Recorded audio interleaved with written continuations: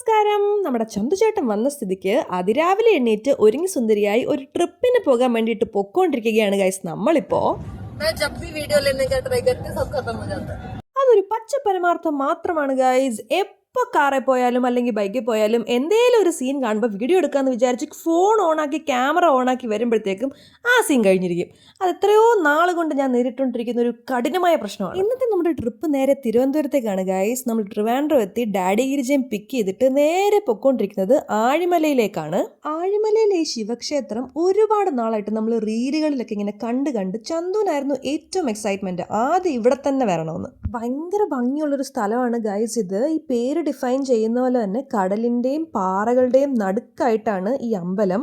അടുത്തൊരു കുഞ്ഞ് അമ്പലം ഉണ്ടെങ്കിലും ഈ കാണുന്ന സ്റ്റാച്ചു ആണ് ഇവിടുത്തെ മെയിൻ ഹൈലൈറ്റ്. തൊഴുതിറങ്ങിയിട്ട് ബീച്ചിലേക്ക് ഇറങ്ങാമെന്ന് വിചാരിച്ച് നമ്മൾ വന്നതാണ്. പക്ഷെ ഇവിടേക്കൊന്നും ഇറക്കത്തില്ല, ഇവിടെയൊക്കെ ഭയങ്കര ഹൈ ടൈഡാണ്, അതുകൊണ്ട് സേഫ് അല്ല എന്ന് പറഞ്ഞ് നമ്മൾ പിന്നെ ഇറങ്ങിയില്ല. ഇപ്പം നമ്മൾ പൊക്കോണ്ടിരിക്കുന്നത് കോവളത്തേക്കാണ്. ആഴിമലയിൽ ബീച്ചിൽ ഇറങ്ങാൻ പറ്റാത്തതുകൊണ്ട് കോവളം ബീച്ചിൽ പോയി പൊളിക്കാനുള്ള പ്ലാനാണ്. ഇതാണ് ഗൈസ് കോവളത്തുള്ള ലൈറ്റ് ഹൗസ്. ഇതിൻ്റെ മോളിൽ കയറിയിട്ടുള്ള വ്യൂ അടിപൊളിയായിരിക്കും. മുകളിൽ വരെ പടി കയറാനാണെങ്കിൽ ഞാനില്ലെന്ന് പറഞ്ഞ് അമ്മ മടിച്ച് നിന്നപ്പോഴാണ് നമ്മൾ ലിഫ്റ്റ് കണ്ടത്. പിന്നെ അമ്മയും വലിച്ചുകൊണ്ട് നമ്മൾ നേരെ കയറി.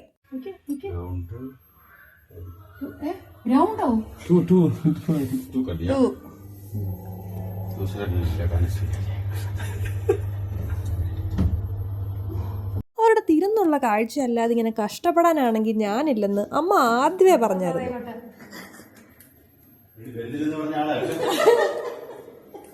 ഈ കയറി വരുന്നത് കുറച്ച് സ്കേറി ആയിട്ട് എനിക്കും തോന്നി. അതായത് ഇതുവരെ നമ്മൾ പടി കയറി വന്നിട്ട് ഒരു കുഞ്ഞു കോണിപ്പടി പോലത്തെ ഒരു സെറ്റപ്പിലൂടെയാണ് ഈ കയറി വരുന്നത്.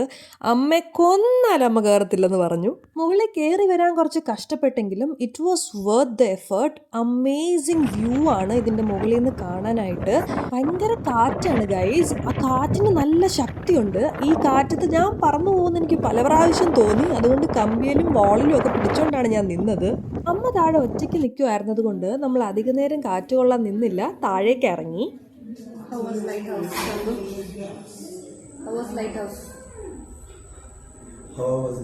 അമ്മ ഏതാണ്ട് 2 മണി കഴിഞ്ഞുകൊണ്ട് നമ്മൾ നേരെ ഫുഡ് കഴിക്കാൻ വന്നു. തക്കാരത്തെയാണ് നമ്മൾ വന്നത്. ഇവിടുത്തെ സെറ്റപ്പ് കുറച്ച് ഇൻട്രസ്റ്റിംഗ് ആയിരുന്നു.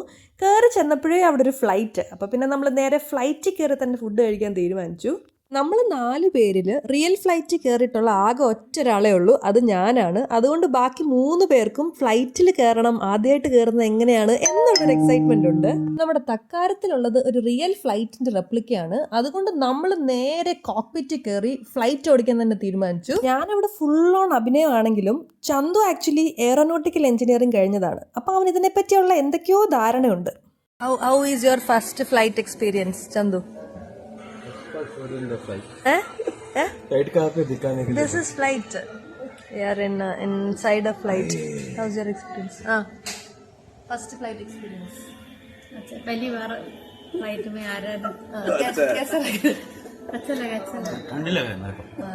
AC काम करने बोलेंगे. നമ്മൾ ശരിക്കും കഴിക്കാൻ തുടങ്ങിയപ്പോഴത്തേക്ക് കുറേ ലേറ്റായി. അച്ഛനാണെങ്കിൽ കൃത്യസമയത്തിന് കഴിക്കുന്ന ആളും. അതുകൊണ്ട് പെട്ടെന്ന് കിട്ടുന്ന സാധനം തന്നെ അച്ഛന് വാങ്ങിച്ചു കൊടുത്തു, ബിരിയാണി. അത് കഴിഞ്ഞിട്ട് പതുക്കെ നമ്മളൊന്ന് എക്സ്പെരിമെൻ്റ് ചെയ്യാൻ തീരുമാനിച്ചു. ദോഷം പറയരുതല്ലോ, the food was actually good guys. ട്രിവാൻഡ്രത്തുള്ള തത്കാരം റെസ്റ്റോറൻറ്റ് എല്ലാവർക്കും ഒന്ന് ട്രൈ ചെയ്യാവുന്നതാണ്. അങ്ങനെ ഫുഡ് അടിയും കഴിഞ്ഞ് അല്ലറ ചില്ലറ കറക്കങ്ങളും കഴിഞ്ഞ് അച്ഛനെ തിരിച്ച് ഡ്രോപ്പും ചെയ്തിട്ട് നമ്മൾ തിരിച്ച് വാഴമുട്ടത്തേക്ക് യാത്രയായി. ഫുൾ ഡേ ടയേർഡ് ആയിരുന്നതുകൊണ്ട് അമ്മായിയമ്മയും മരുമോനും കുറച്ച് ടാൻ മാറാൻ വേണ്ടിയിട്ടുള്ള ഫേസ് ക്രീമും അപ്ലൈ ചെയ്തിട്ട് കിടക്കുകയാണ്. അപ്പോൾ ശരി guys, see you until next time. By.